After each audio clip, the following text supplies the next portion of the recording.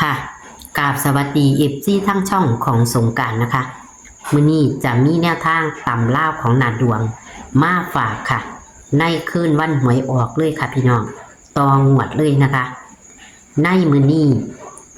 ชั่วโมงที่แล้วของนาดวงเลขก็อยู่ในตารางคือเก่าพี่น้อง ตัววิ่งเพิ่นบ่เข้าเด้อค่ะพี่น้องสายวิ่งบ่เข้าแต่ว่าอยู่ในตารางบ่พลาดแล้วก็เลข3ตัวมาอยู่ในเลข3ตัวก็914ตัดลิ้นก็จะเป็น9449นะคะพี่น้องที่บ่พลาดก็คืออยู่ใน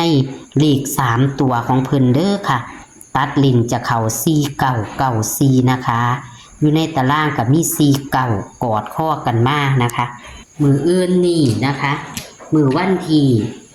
21เพิ่นจะให้เป็นตัวใดเฮามาไปรับชมรับฟังเสียงสัมภาษณ์กับนาดวงกันได้เลยค่ะสวัสดีค่ะสวัสดีค่ะสวัสดีค่ะรบกวนค่ะแล้วไปน้อค่ะแล้วค่ะเลขจะอยู่ในตารางคือเก่าเนาะ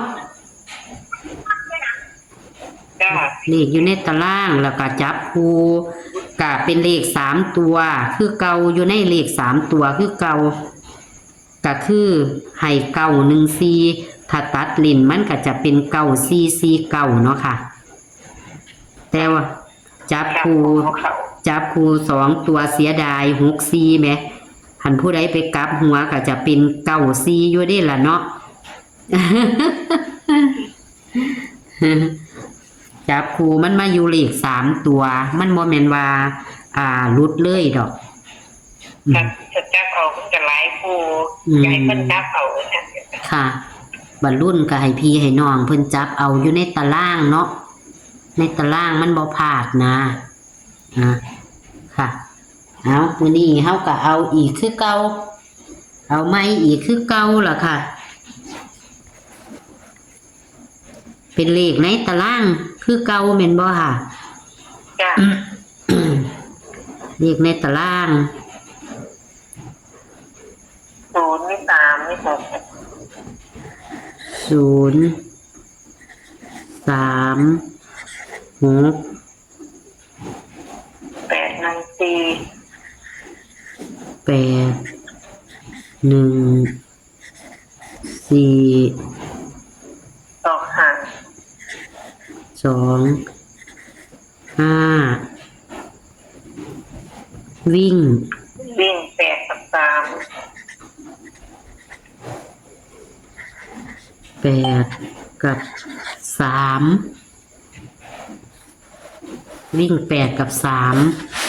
จ้ะ80 80 81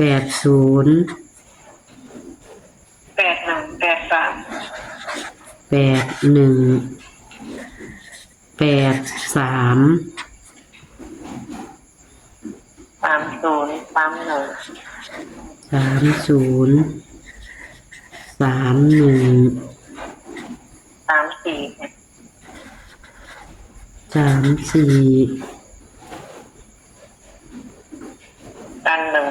25กัน16แล้วก็25แม่นบ่ค่ะจ้ะค่ะ30 6 8 0 6 8 0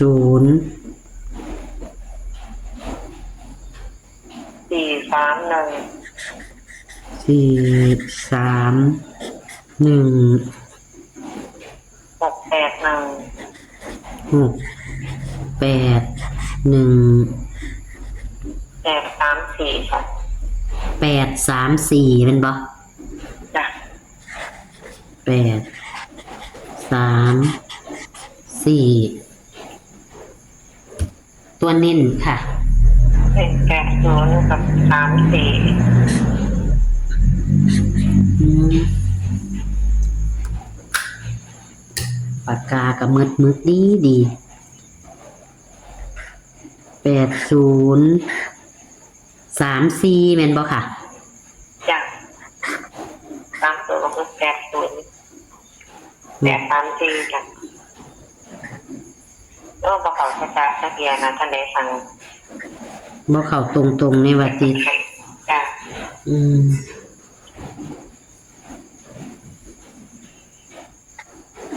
เขาแบบว่าเขาอยู่ในตารางเนาะ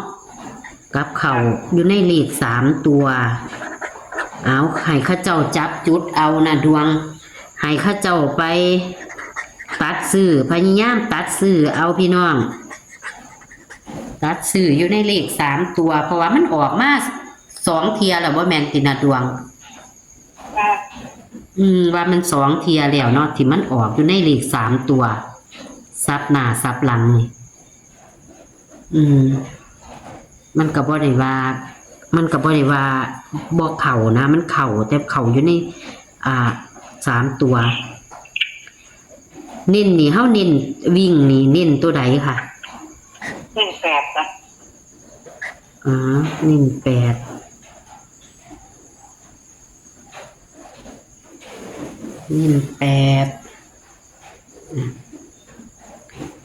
มีผู้ทักหาบ่น่ะดวงมีผู้โทรบ่ เพราะท่านในนี่อยู่ มันบ่เข้าเต็มๆเนาะว่าเขาเต็มๆกันเข้าใจเพิ่นบ่เป็นงานดอกค่ะ แต่ว่าคือบ่เห็นไล่น่ะดวงว่ามีไล่บ่เห็นขึ้นมาดีเด้นี่บ่เห็นทีนี้ลูกผู้หญิงขี่เสือนี่นะผู้หญิงเด็กหน่อยในเสือเหลืองค่ะเดี๋ยวโนกดไม่ก็ได้ค่ะเดี๋ยวโนกดให้มันขึ้นไม่นะค่ะเป็นเคียงมีอยู่ดีเนาะเคียงอีหยังก่อน7465นี่ดีเนาะแอดมานี่บ่ค่ะบ่จะอันนี้เครื่องของหนูบ่แอดไลน์ของเบอร์ของข่อยนี่แหมแอดเบอร์นี้บ่เอาเบอร์เครื่องนึงแอดจ้ะมันก็เลยบ่เห็นกันตัวคันวางซั่นเพราะว่าลองเบอร์เอาเบอร์ของหนูไปค่ะก็มีอยู่ดีแหละมันคือบ่ขึ้นแต่การมันบ่แม่นเบอร์ไลน์บ่คือจังไดเอาใหม่065 453 9170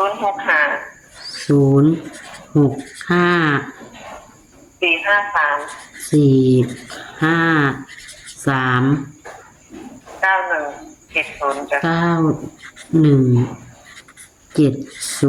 แอดไลน์จ้ะตัวนี้เบอร์นี้ใส่แอดไลน์ได้แอดไลน์เป็นซื้อดวงนะจ๊ะซื้อดวงจ้ะทีนี้ได้หน่อยนางเสือดวงซื่อๆแม่นบ่ค่ะดวงซื่อๆแม่นบ่ดวงซื่อสิลองเฮ็ดเบิ่งเด้อก็บ่เคยแอดไลน์หาผู้ใดจักเที่ยดอกสิลองเบิ่งเดี๋ยวน้องก็สิลองกดนั่นอีกกดทางอีกนะเพราะว่างูขึ้นนี่ได้ล่ะพวกแม่ขึ้นอยู่เอาติจ้ะค่ะบัดนี้ก็จะขอบคุณนะดวงเด้อค่ะเด้อค่ะสวัสดีค่ะสวัสดีค่ะบ่ผิดหวังเด้อค่ะพี่น้องน่ะดวงก็บ่ผิดหวังคือเลขเพิ่นเข้าอยู่ในเลข3ตัวเด้อค่ะอยู่ในเลข3ตัว914ถ้าตัดเล่นเด้อ2เที่ยแล้วพี่น้องที่มันเข้าเลข3ตัวตัดเล่นเนาะแล้วก็ในตารางของเพิ่นก็บ่พลาดให้จับเอาเด้อเพราะว่าน่ะดวงว่าคันจับมันก็จะหลายโตไปนะคะเสียดายถ้าเพิ่นจับ64มันออก94หรือว่า49เนาะค่ะพี่น้องนี่ก็คือแนวทางของวันที่21นะคะแนวทางวันที่21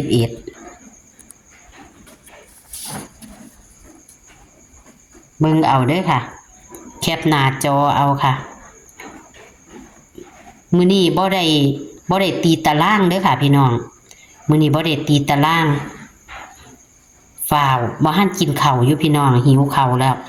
เน้นๆกับ680และก็834นะคะ เลข3ตัวนะคะ เลข2ตัวเน้นที่80และ334นะคะ2หางค่ะเน้นย่างละ2หางนะคะ ส่วนตัววิ่งเพิ่นเน้น8บนล่างเด้อค่ะบ่ได้เขียนบนล่างบนล่างนะคะนี่ค่ะเทียบใส่กันให้เบิ่งแล้วค่ะ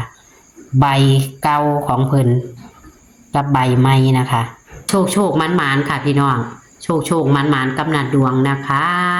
เป็นกำลังใจโดยการกดไลค์กดแชร์นะคะมักกระจัดขัดกระพานค่ะโชคมันๆค่ะมื้ออื่นวันที่21สิงหาคม69เป็นวันศุกร์สุดสัปดาห์ให้โชคให้หมานเด้อค่ะสวัสดีค่ะ